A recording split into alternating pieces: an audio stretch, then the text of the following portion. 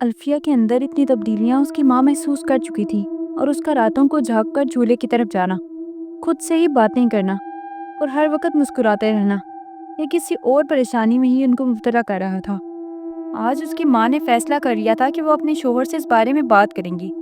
جب وہ سلطان صاحب کے پاس پہنچی تو انہوں نے انہیں دیکھا اور پھر پوچھنے لگے، کیا بات ہے، پریشان نظر آ رہی ہیں؟ تو پھر مسز سلطان نے انہیں سب کچھ بتا دیا، اور اس بار تو سلطان صاحب بھی پریشان ہو گئے تھے۔ دیکھو تمہیں وہم، ہر بار نہیں سلطان، ہر بار مجھے وہم نہیں ہو سکتا۔ جب بھی میں آپ کو کچھ بتانے کی کوشش کرتی ہوں، آپ مجھے یہ کہہ کر روک دیتے ہیں کہ تمہیں وہم ہو رہا ہے، لیکن مجھے وہم نہیں ہو رہا، یہ حقیقت ہے، میں نے خود ہی سب کچھ دیکھا ہے۔ آپ میری بات مانیں اور الفیہ سے چل کر بات کیجیے اور جا کے پوچھیں کہ آخر کیا بات ہے۔ بلکہ میں تو کہتی ہوں کہ آپ بروان کو یہاں بلا دیں، کیونکہ اب ان دونوں کی شادی ہو جانی چاہیے، اور ویسے بھی بہت وقت ہو گیا ہے ان دونوں کی منگنی کو۔ اور مسز سلطان کی بات پر سلطان صاحب غور کر رہے تھے۔ شاید یہی صحیح تھا، انہوں نے بروان کو سب کچھ بتانے کا ارادہ کیا، مگر ان دونوں کو حیرت کا جھٹکا تو تب لگا جب بروان نے انہیں بتایا کہ اس کی اور الفیہ کی بات تقریباً 1 مہینے سے نہیں ہوئی۔ وہ اس سے رابطہ کرنے کی کوشش کر رہا ہے، مگر اس نے شاید اسے بلاک کر دیا ہے۔ میں تو خود آج یہ سوچ کر بیٹھا تھا کہ آپ لوگوں سے سیدھی بات کروں گا کہ آخر الفیہ کو ہو کیا گیا ہے، وہ مجھ سے بات کیوں نہیں کر رہی۔ میں تو خود یہاں پر پریشان ہوں، آخری بار ہماری کوئی لڑائی بھی نہیں ہوئی تھی، نہ کچھ ایسی بات ہوئی تھی جس سے وہ ناراض ہو کر مجھے اگنور کرے۔ میں تو اتنا پریشان ہوں کہ اب پاکستان آنے کا سوچ رہا ہوں، بلکہ میں تو پرسوں پاکستان آنے والا ہوں۔ سلطان صاحب اور مسز سلطان ایک دوسرے کو دیکھنے لگے۔ بیٹے تم پاکستان آ جاؤ، پھر ہم اس بارے میں دیکھتے ہیں، سلطان صاحب نے خود کو سنبھالتے ہوئے بروان کو کہا تھا۔ وہ بھی جی خالو کہہ کر فون بند کر چکا تھا۔ اب سلطان صاحب سیدھا الفیہ کے کمرے میں پہنچ گئے تھے، مگر کمرے کے باہر ہی ان کو کچھ آوازیں آنے لگی۔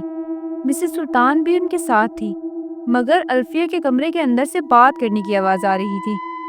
ان کو لگا کہ شاید الفیہ فون پر کس سے بات کر رہی ہے، مگر حیرت کا جھٹکا تو تب لگا جب انہوں نے دروازہ کھولا تو وہ بیڈ پر بیٹھ کر کھڑکی کی طرف دیکھ رہی تھی، اور جب ان دونوں کی نظر کھڑکی کی طرف گئی تو وہاں پر کوئی بھی نہیں تھا۔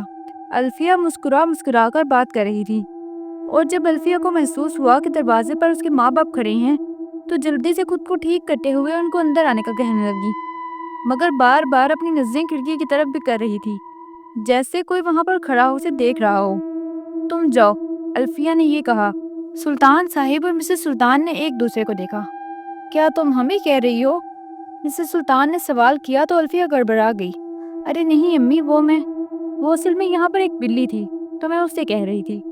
جب ان دونوں نے پورے کمرے میں نظر گھمائی تو وہاں پر کوئی بلی نہیں تھی، یہاں تو کچھ بھی نہیں ہے، مگر الفیہ نے بات کو گھما دیا۔ آپ لوگوں نے کچھ بات کرنی تھی، وہ بات کو دوسری طرف لے جا رہی تھی۔ جب سلطان صاحب نے بروان کا پوچھا تو اس کے چہرے کے تاثر یکدم بدل گئے۔ کیا اس نے آپ سے کوئی بات کی ہے؟ اس کا لہجہ سخت ہوا تھا۔ ہم نے اس سے خود بات کی ہے، ہم کافی دیر سے تمہارے اندر تبدیلیاں محسوس کر رہے ہیں، ہمیں لگا بروان کو پتا ہوگا، مگر حیرت تو ہمیں تب ہوئی جب بروان نے کہا کہ تمہاری اور اس کی 1 مہینے سے کبھی بات نہیں ہوئی۔ پہلے تم اسے اگنور کر رہی تھی اور اب تم اسے بلاک کر چکی ہو۔ کیا الفیہ تم بتاؤ گی تم کیا کر رہی ہو اور کیا چاہتی ہو؟ آج پہلی بار ان کا لہجہ سخت ہوا تھا، یعنی بروان نے آپ کے کان میرے خلاف بھرے ہیں۔ اس کو تو میں دیکھ لوں گی۔ وہ الٹا بروان پر سارا الزام ڈال چکی تھی۔ تم سے جو سوال کر رہی ہیں اس کا جواب دو، آخر ہو کیا رہا ہے؟ رات رات کو باہر جانا، خود سے ہی باتیں کرنا، ہنستی مسکراتی رہنا، کیا ہو رہا ہے الفیہ؟ بتاؤ ہمیں۔ مسز سلطان الجھن کا شکار تھی، تو جو دل میں تھا وہ انہوں نے کہہ دیا۔ دیکھیں بابا، میری شادی کا فیصلہ آپ نے کیا تھا، میں بروان سے محبت نہیں کرتی تھی، مگر آپ کے فیصلے کے آگے مجبور ہو کر میں نے اس کے ساتھ سمجھوتا کرنے کا سوچ لیا۔ لیکن بابا، میں اس کے ساتھ نہیں رہ سکتی، اور ویسے بھی مجھے کسی اور سے محبت ہو گئی ہے، اور میں اسی سے ہی شادی کروں گی۔ اس کی اتنی صاف باتوں پر دونوں ہی اپنی جگہ اسٹل ہو گئے، مگر سلطان صاحب نے خود کو سنبھالا اور اس سے سوال کیا۔ البتہ مسز سلطان تو غصے میں اسے دو لگانے والی تھی، مگر سلطان صاحب نے آنکھوں کے اشارے سے انہیں ٹھنڈا رہنے کا کہا۔ اب مسز سلطان کو غصہ آ رہا تھا، اتنے سالوں ان دونوں کی منگنی رہی، اور اب اسے احساس ہو رہا ہے کہ وہ اسے پسند نہیں کرتی۔ اور کسی اور سے پیار کرتی ہے۔ وہ تو یہ سوچ رہی تھی کہ وہ اپنی بہن کو کیا جواب دیں گی، اور بران جو پرسوں پاکستان آنے والا تھا۔ سلطان صاحب نے اپنی بیٹی کی طرف دیکھا اور پوچھنے لگے کون ہے وہ، اور اسی سوال پر الفیہ ٹھہر گئی۔ وہ اسی بات سے تو ڈر رہی تھی، جب وہ یہ بات اپنے بابا کو بتائے گی تو وہ جانتی تھی اس کی ماں ہرگز نہیں مانے گی، مگر اس کے بابا ضرور مان جائیں گے۔ مگر جب وہ انہیں بتائے گی کہ وہ ہے کون تو پھر وہ کیا کریں گے؟ اور وہی سوال آج سلطان صاحب نے اس سے کیا تھا۔ بابا وہ بہت اچھا ہے اور مجھ سے عشق کرتا ہے، میں بہت خوش رہوں گی۔ سلطان صاحب نے اپنی بیٹی کو دیکھا اور سوال دوبارہ دہرایا، کون ہے وہ؟ ہم نے یہ پوچھا تو وہ ڈرتے ڈرتے اپنی ماں کو دیکھنے لگی اور پھر ان کو بتانے لگی کہ وہ مجھے جھیل کے کنارے ملا تھا۔ تب اس کی ماں کے ذہن میں اس دن والی بات آئی تھی۔ کیا تم پڑوسی کی بات کر رہی ہو؟ الفیہ کی ماں نے سوال کیا۔ الفیہ نے اس بات میں سر ہلایا اور سلطان صاحب نہ سمجھی سے ماں بیٹی کو دیکھ رہے تھے۔ کون سا پڑوسی؟ سلطان صاحب نے مسز سلطان کو دیکھتے ہوئے کہا۔ تو انہوں نے انہیں بتایا کہ اس دن الفیہ بتا رہی تھی کہ اسے جھیل کے کنارے کوئی پڑوسی ملا تھا۔ مگر حیرت کے پہاڑ تو تب مسز سلطان پر ٹوٹے جب سلطان صاحب نے انہیں بتایا کہ یہاں کوئی اور نہیں رہتا۔ میں نے اچھے طریقے سے پتہ کروا لیا ہے، اس علاقے میں سوائے ہم لوگوں کے کوئی بھی نہیں رہتا، اور نہ پہلے رہتا تھا۔ اور اس بات پر الفیہ کا چہرہ سفید پڑا۔ اب بھی الفیہ انہیں کچھ بتاتی کہ یکدم نیچے شور مچنا شروع ہو گیا، جیسے کوئی چلا رہا ہو۔ سب لوگ بھاگتے ہوئے نیچے گئے تو وہاں پر کوئی بھی نہیں تھا، مگر باہر جھیل سے آوازیں آ رہی تھی، پہلے ہنسنے کی، پھر رونے کی، پھر چینکنے کی۔ مگر کون کر رہا تھا؟ کسی کو کچھ پتا نہیں تھا۔ مسز سلطان کو تو خوف محسوس ہو رہا تھا، اور سلطان صاحب تو کچھ سمجھ ہی نہیں پا رہے تھے کہ یہاں ہو کیا رہا ہے۔ الفیہ نہ سمجھی سے دروازے کی طرف دیکھ رہی تھی۔ ابھی وہ لوگ کچھ سمجھتے ہی جب دروازے پر زور زور سے دستک ہوئی۔ مسز سلطان کے تو ہاتھ پاؤں ٹھنڈے ہو چکے تھے۔ سلطان صاحب جب دروازہ کھولنے کے لیے آگے بڑھے تو مسز سلطان نے ان کا ہاتھ پکڑ کر انہیں روک لیا۔ سلطان صاحب نہیں، مجھے ڈر لگ رہا ہے، نہ کریں یہ۔ وہ ڈرتے ہوئے ان کا ہاتھ پکڑ چکی تھی، لیکن جب مسز سلطان نے اپنی نظر کچن کی طرف کی تو انہیں کچن کے باہر خون نظر آیا اور وہ زور زور سے چیخنا شروع ہو گئی۔ اور یہ سب کچھ دیکھ کر تو الفیہ بھی ڈر گئی تھی۔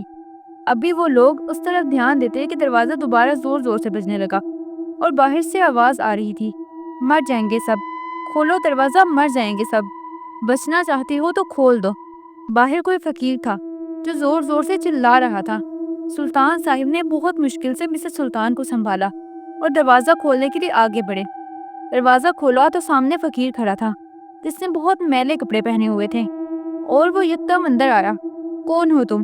مسز سلطان نے ڈرتے ہوئے پوچھا۔ یہ لڑکی سب کو مار ڈالے گی، یہ لڑکی سب کو لے کر ڈوب جائے گی، وہ فقیر الفیہ کی طرف اشارہ کرتے ہوئے بول رہا تھا۔ الفیہ ساکت بنی اس فقیر کی باتیں سن رہی تھی۔ لڑکی، تو نے ایک ایسی مخلوق سے تعلق جوڑا ہے جو سب کو فنا کر دے گی۔ تو مٹی سے بنی ہے اور وہ آگ سے، اور تم نے کیسے سوچ لیا کہ مٹی اور آگ ایک ہو سکتی ہیں؟ مرے گی تو، اور اپنے ساتھ اپنے ماں باپ کو لے کر مرے گی۔ اس فقیر کی بات پر سلطان صاحب اور مسز سلطان تو پتھر کے ہو گئے تھے۔ ان دونوں نے الفیہ کی طرف دیکھا تو وہ گھبرا کر فقیر کی طرف اشارہ کرنے لگی۔ بابا، کیا فضول بات کر رہا ہے یہ؟ نکالیں اسے یہاں سے، جلدی سے نکالیں، یہ کیا کہہ رہا ہے؟ وہ ہڑبڑا گئی تھی۔ جب سلطان صاحب نے اس فقیر سے پوچھا کہ کس سے تعلق جوڑا ہے تو اس فقیر نے جو بتایا وہ دونوں کے سروں پر پتھر کی طرح آ کر لگا تھا۔ ایک الگ مخلوق، ایک جن سے تعلق رکھا ہے۔ وہ جن اس سے حاصل کرنے کے لیے سب کو ختم کر دے گا، مگر اس سے اگر اس جن کا بننا ہے تو سب سے پہلے اسے اپنی جان لینی ہوگی۔ مر جائے گی یہ، وقت ہے تو بچا لو، ورنہ مر جائے گی۔ وہ فقیر یہ کہتے ہوئے دروازہ کھول کر نکل چکا تھا۔ پیچھے الفیہ ساکت کھڑی اپنے ماں باپ کو دیکھ رہی تھی، اور اس کے ماں باپ تو ہلنے سے بھی قاصر تھے۔ کیا مطلب الفیہ؟ ابھی وہ مزید کوئی سوال کرتے کہ دوبارہ دروازہ بجنے لگا، اور اب کی بار واضح طور پر الفیہ کو کوئی پکار رہا تھا۔ الفیہ دروازہ کھول کر باہر کی طرف جانے لگی تو سلطان صاحب نے اسے ہاتھ پکڑ کر روک لیا۔ بابا، مجھے جانے دیں، بابا، وہ بلا رہا ہے، مجھے جانے دیں، پلیز بابا۔ وہ ان کے سامنے ہاتھ جوڑ کر باہر جانے کی التجا کر رہی تھی جب ایک دم کھڑکی کے شیشے ٹوٹ گئے۔ مسز سلطان گھبرا کر سلطان صاحب کے ساتھ آ کر کھڑی ہو گئی تھی۔ بابا، خدا کے لیے ہم دونوں کو جدا نہ کریں، پلیز مجھے جانے دیں۔ سلطان صاحب اپنی لاڈلی بیٹی کو دیکھ رہے تھے، مگر وہ کیسے اپنی اکلوتی بیٹی کو موت کے منہ میں جانے دے سکتے تھے؟ جب اچانک سے الفیہ نے اپنا ہاتھ چھڑوایا اور سلطان صاحب کے گلے پر اپنا ہاتھ رکھ کر ان کا گلا دبانے لگی۔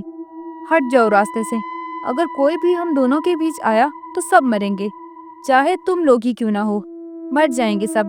مسز سلطان تو ہکا بکا اپنی بیٹی کو دیکھ رہی تھی جو اپنے باپ کا گلا دبا رہی تھی، مگر اس کی آواز مردانہ تھی، یعنی اس کے اندر آگے وہ خوف سے کچھ کہہ بھی نہیں پا رہی تھی۔ سلطان صاحب کا جسم آہستہ آہستہ حرکت کرنا ختم کر رہا تھا جب الفیہ کی ماں نے ایک گلدان اٹھایا اور الفیہ کے سر پر مار دیا، اور اچانک سے الفیہ نے سلطان صاحب کو چھوڑا اور زمین پر جا گری۔ مسز سلطان جلدی سے سلطان صاحب کو سنبھالنے لگی۔ ابھی مزید کچھ ہوتا کہ جب دروازے سے برہان اندر داخل ہوا تھا، اور یہ سب کچھ دیکھ کر برہان جہاں کا تھا وہیں ٹھہر گیا۔ مسز سلطان اور سلطان صاحب نے اسے جب یہ خبر دی تھی تو وہ بے چین تھا، اور اس نے جلدی سے ارجنٹ فلائٹ بک کی اور وہ پاکستان پہنچا تھا، اور سامنے کا منظر دیکھ کر وہ تو ہل بھی نہیں پا رہا تھا۔ جلدی سے آگے بڑھا اور الفیہ کو اٹھا کر صوفے پر بٹھایا۔ اس کا سر پھٹ چکا تھا جس سے ہلکا سا خون نکل رہا تھا، اور اس نے پٹی اٹھائی اور خون صاف کر کے پٹی لگانے لگا۔ تب تک سلطان صاحب کی حالت بھی کچھ بہتر ہو گئی تھی، سب کچھ نارمل ہونے لگا اور فجر کی اذانیں ہونے والی تھی۔ تو برہان نے ان دونوں سے سب کچھ پوچھا، تب بھی سلطان صاحب نے اسے سب کچھ بتا دیا، اور وہ تو حیران ہی ہو گیا تھا یہ سن کر کہ الفیہ کو عشق ہو گیا ہے، وہ بھی ایک جن سے۔ ابھی وہ لوگ اسی طریقے سے ہی سوچ رہے تھے جب کسی نے زور سے دروازہ بجایا۔ برہان آگے بڑھنے لگا تو مسز سلطان نے اسے روک دیا، مگر وہ کافی ہمت کر کے آگے بڑھا اور دروازہ کھلا تو سامنے کوئی بھی نہیں تھا، مگر نیچے ایک لفافہ پڑا ہوا تھا جس کو کھولنے پر اس میں کچھ الفاظ لکھے ہوئے تھے کہ بس آج آخری دن ہے الفیہ کا اس گھر میں، کل وہ ہمیشہ کے لیے میری ہو جائے گی، صرف میری۔ اور جب ان تینوں نے یہ پڑھا تو وہ تینوں واقعی میں پریشان ہو گئے تھے۔ ان لوگوں کے پاس بس ایک دن بچا تھا، یعنی کل کی رات۔ مسز سلطان تو اپنی بیٹی کی حالت دیکھ کر پھوٹ پھوٹ کر رو رہی تھی۔ سلطان صاحب کو اپنی بیٹی جان سے بھی زیادہ عزیز تھی، اور اسے یوں اس حالت میں دیکھ کر وہ خود بھی ضبط نہیں کر پا رہے تھے۔ برہان نے ان دونوں کو حوصلہ دیا اور کہنے لگا کہ اسے کچھ نہیں ہوگا، سب ٹھیک ہو جائے گا۔ صبح کا سورج اس گھر پر طلوع ہوا تھا جب الفیہ کی آنکھ کھلی تھی۔ اپنے سامنے برہان کو دیکھ کر وہ حیران ہوئی تھی اور اگلے ہی پل ناگواری سے اپنا منہ پھیر چکی تھی۔ وہ الفیہ کے قریب ہو کر بیٹھ گیا، مگر الفیہ اسے دور ہٹا رہی تھی۔ الفیہ، تم جانتی ہو نا میں تم سے کتنی محبت کرتا ہوں، خدا کے لیے اس جن کے شہر سے نکل آؤ، ان سب میں تمہارے لیے تکلیفیں ہیں اور تمہارے لیے مصیبتیں ہیں۔ ابھی وہ مزید کچھ بولتا ہی کہ الفیہ نے اسے دور دھکا دیا، جس سے وہ جا کر پیچھے گرنے ہی والا تھا۔ وہ تو شکر ہے کہ پیچھے صوفہ تھا اور وہ صوفے پر جا کے گر گیا۔ اس کا یہ لہجہ دیکھ کر برہان تو حیرت کا مجسمہ بن چکا تھا کہ وہ الفیہ تھی جو ہمیشہ اسے آپ کہہ کر بات کرتی تھی، اور دھکا دینا تو دور کی بات، اس نے تو آج تک برہان کا ہاتھ بھی نہیں جھٹکا تھا۔ اور جب اس کے ماں باپ کمرے کے اندر داخل ہوئے تو وہ بھی یہ سب کچھ سمجھ گئے تھے کہ اس نے کیا کیا ہے۔ وہ جلدی سے اس کمرے سے نکلا اور پھر نیچے ڈرائنگ روم میں بیٹھ گیا۔ پیچھے الفیہ اپنے بابا کے سامنے رونا شروع ہو گئی تھی۔ بابا، مجھے عشق ہو گیا ہے اس سے، میں کیا کروں، مجھے سمجھ نہیں آتا، ہر وقت بس اس کے خیالوں میں کھوئی رہتی ہوں۔ اگر وہ مجھے نہ ملا تو میں مر جاؤں گی بابا، اور اگر اس کے بغیر مرنا ہی ہے تو پھر اسے پانے کے لیے کیوں نہ مروں۔ خدا کے لیے بابا مجھ پر رحم کریں، میں تو آپ کی لاڈلی بیٹی ہوں نا، آپ نے تو آج تک میری ہر بات مانی ہے، میری بات مان لیں۔ وہ یہ کہہ کر سامنے ٹیبل پر رکھی فروٹ باسکٹ سے چھری نکال کر اپنے ہاتھ کاٹنے لگی تھی جب سلطان صاحب نے لمحے کے 1000ویں حصے میں چھری اسے چھینی اور ایک زوردار تھپڑ اس کے منہ پر رسید کیا۔ تھپڑ اتنا شدید تھا کہ وہ اپنا توازن قائم نہیں رکھ سکی تھی اور جا کر بیڈ پر گر گئی۔ مسز سلطان نے بے بسی سے اپنی بیٹی کو دیکھا تھا، مگر وہ مجبور تھی۔ سلطان صاحب نے فیصلہ کر لیا تھا کہ وہ لوگ یہ گھر چھوڑ دیں گے، مگر وہ یہ بھول گئے تھے کہ جس وجود نے الفیہ کے اوپر قبضہ کیا تھا وہ کس صورت بھی اسے یہاں سے جاتا نہیں دیکھے گا۔ مسز سلطان نے افسوس سے اپنے شوہر کو دیکھا اور شکوے کرنے لگی کہ میں تو کہہ رہی تھی کہ یہاں پر کچھ تو گڑبڑ ہے، مگر میری بات نہیں سنی۔ آج میری بیٹی کس حال میں پہنچ گئی ہے، اگر آپ میری بات مان لیتے تو ایسا کچھ بھی نہیں ہوتا۔ اور سلطان صاحب کو بھی اپنی غلطی کا شدت سے احساس ہو رہا تھا کہ کاش وہ اپنی بیوی کی بات مان لیتے اور یہاں پر نہ آتے، مگر اب کافی دیر ہو چکی تھی۔ ان لوگوں کے پاس کچھ وقت ہی بچا تھا الفیہ کو اس وجود سے بچانے کے لیے، مگر ان کے پاس کوئی اور راستہ نہیں تھا، نہ انہیں نظر آ رہا تھا۔ البتہ برہان کچھ اور ہی سوچ رہا تھا جب اسے کسی کی پکار سنائی دی، کوئی اس کا نام پکار رہا تھا۔ برہان گھر سے نکلا اور ادھر ادھر دیکھنے لگا، مگر وہاں پر کوئی نہیں تھا۔ جب برہان کو ایک فقیر نظر آیا جو اسے اپنی طرف بلا رہا تھا، برہان پہلے تو سوچنے لگا کہ وہ ہے کون، پھر کافی ہمت کر کے اس کے پاس جانے لگا۔ وہ اسے ایک گفا کی طرف اشارہ کر رہا تھا۔ बुरहान उसकी बात समझते हुए उसके पीछे जाने लगा।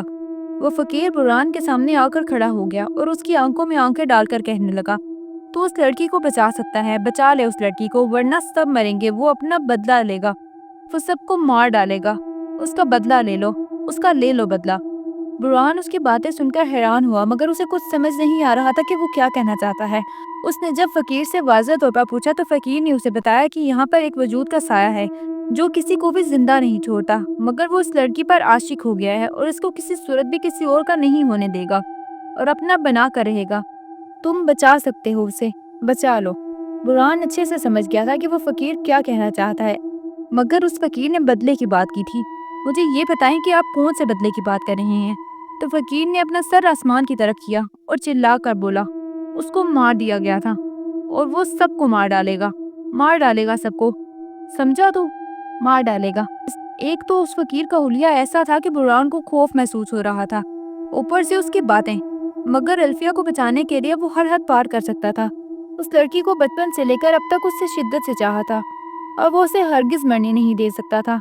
तभी वो फकीर बुरहान की तरफ देखने लगा और फिर बोलना शुरू हुआ, वाह, ये घर तो बहुत अच्छा है, मुझे बहुत पसंद आया।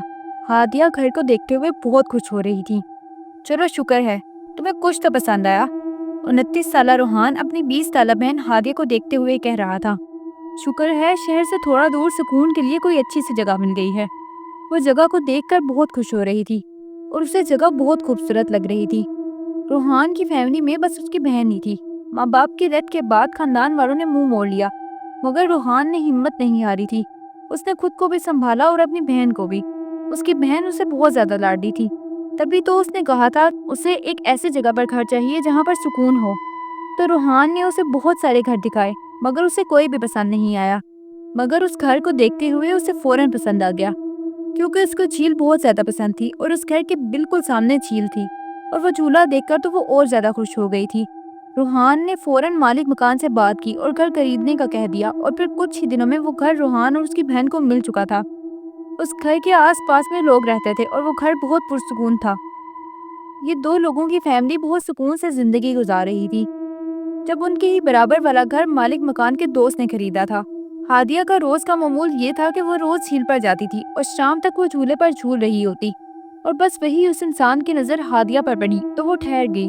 उसकी आंखों में हवस भरी हुई थी जो वो हादिया को देख रहा था। जब मालिक मकान से बात की तो उसने उसे मना कर दिया, अबे सुन, तुझे कोई लड़कियों की कमी है?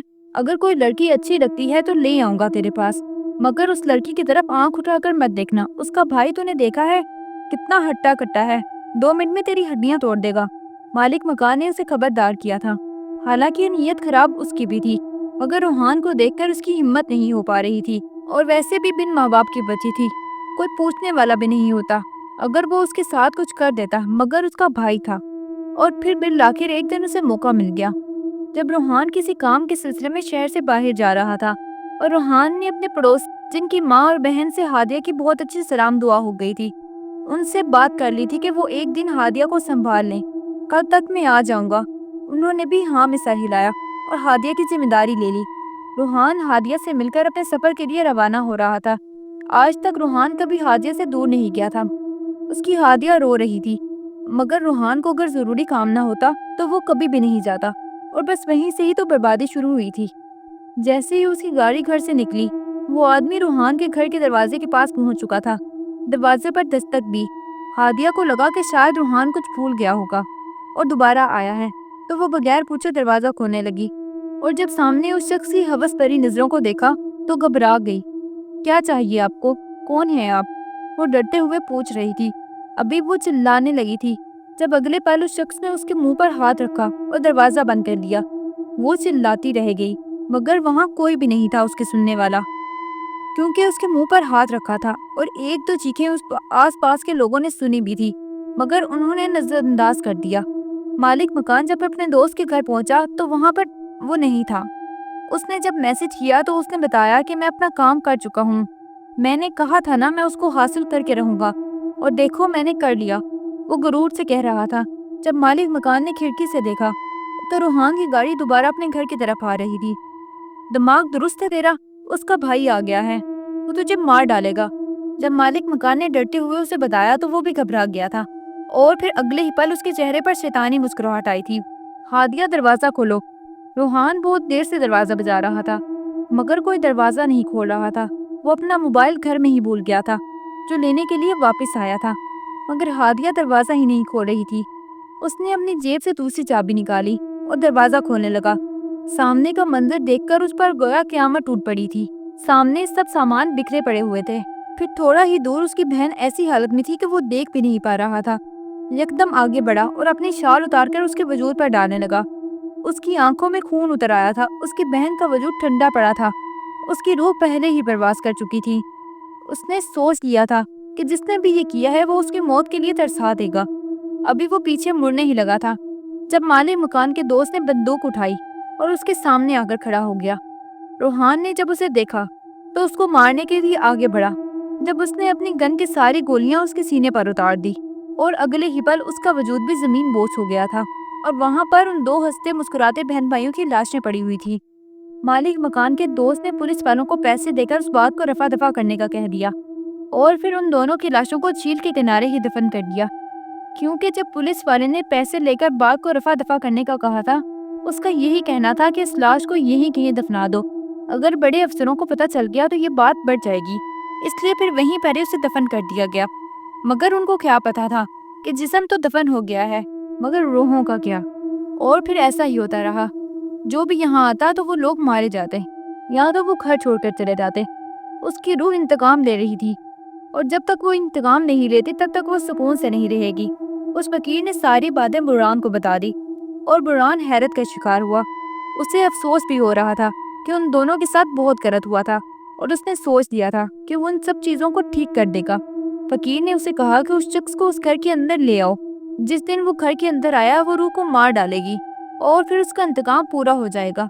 और बुरहान ने सोच लिया था कि वो उस इंसान को ज़रूर उस घर में ले आएगा, क्योंकि उसने गलत किया था और उसको उस गलती की सज़ा मिलनी चाहिए। बल्कि ये गलती भी नहीं, ये तो गुनाह था जो उसने जानबूझकर किया था। उसके पास बहुत कम वक्त बचा था सब कुछ ठीक करने के लिए, इसलिए सबसे पहले तो उसने मालिक मकान से बात की। मैं सच बता रहा हूँ, मैंने उसको बहुत रोका था मगर वो समझने को तैयार ही नहीं था। मैं क्या करूँ, मुझे नहीं समझ आ रहा। मैं भी शर्मिंदा हूँ कि उन दोनों के साथ बहुत गलत हुआ है, लेकिन अब मुझे खुद भी पछतावा हो रहा है क्योंकि मेरी अपनी बेटी खुदकुशी करके मर चुकी है। वो जिसको पसंद करती थी उसने उसे धोखा दे दिया और मुझे लग रहा है कि मेरी ही गुनाहों की सजा है जो मेरी बेटी की सूरत में मुझे मिली है। बुरहान ने जब मालिक मकान से पूछा पहले तो वो हैरान हो गया और फिर वो समझ गया था कि उसे कहाँ से पता चला, क्योंकि उस फकीर ने मालिक मकान को भी कई बार खबरदार किया था मगर मालिक मकान ने हर बार नज़रअंदाज कर दिया। उस इंसान को तुम कैसे भी करके घर के अंदर लाओ, आज रात का वक्त है हमारे पास, वरना वो अल्फिया को लेकर यहाँ से चला जाएगा मगर जाने से पहले सबको मार कर जाएगा। उसने सारी बात उसे बताई तो मालिक मकान पहले तो परेशान हुआ, फिर यही सोचने लगा कि वो कैसे उसे वहाँ पर लाए। जब बुरहान ने उसे सब कुछ बताया तो वो सब कुछ करेगा तो मालिक मकान का दोस्त खुद आ जाएगा और फिर मालिक मकान ने ऐसा ही किया था। हेलो, 4 बेल्स के बाद फ़ोन उठा लिया गया था। सुन बात मेरी, तुम्हारी बहन इस घर में मौजूद है। क्या मतलब? वो अब तवज्जो से मालिक मकान की बात सुन रहा था। देखो, तुम्हारी बहन को वो घर देखना था जिस घर के सामने झील हो। मैंने मना कर दिया कि मेरे पास तो कोई घर नहीं है, मगर उसने कहा कि नहीं मुझे पता है एक घर है, और फिर वो मेरी बीवी से एड्रेस पूछकर उस घर तक पहुंच गई है। और सामने वाला इंसान घबरा गया था। दिसंबर की सर्दियों में भी उसके माथे पर पसीने आ रहे थे, मगर उसे हिम्मत करके जाना था, अपनी बहन को बचाना था। उसने 2-3 गालियां दी और फ़ोन बंद कर दिया। फ़ोन बंद होते ही बुरहान ने सारी बात सामने बैठी उस लड़की को बता दी जो उसकी बहन थी। मालिक मकान ने सारी बात उसकी बहन को बता दी थी और जब उसकी बहन को ये सब पता चला तो वो बहुत ज़्यादा शर्मिंदा थी। उसने फैसला कर लिया था कि वो अपने भाई को ज़रूर सज़ा दिलवाएगी। बुरहान ने उसे कहा कि उसे बस उस घर तक उस इंसान को लाना है और उसने कह दिया था कि अगर आप मेरा नाम लेंगे तो वो भागते हुए आ जाएंगे। रात के तकरीबन 9 बज रहे थे। अल्फिया अपने कमरे में बेचैन होकर बैठी हुई थी। उसे कमरे में बंद कर दिया गया था। सुल्तान साहिब और मिसेस सुल्तान परेशान होकर नीचे बैठे हुए थे क्योंकि उनको पता नहीं था कि अब क्या होगा।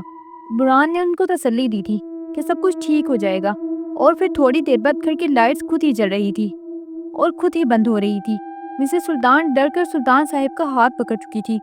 कमरे में बैठी अल्फिया के चेहरे पर एक मुस्कुराहट आई थी। जब उसने दरवाज़ा खोलने के लिए अपना हाथ आगे बढ़ाया तो दरवाज़ा खुला हुआ था।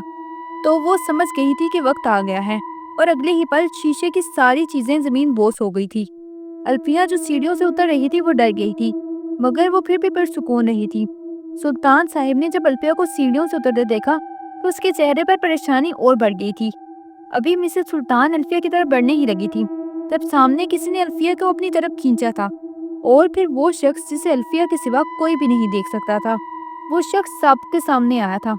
उसका चेहरा जला हुआ था।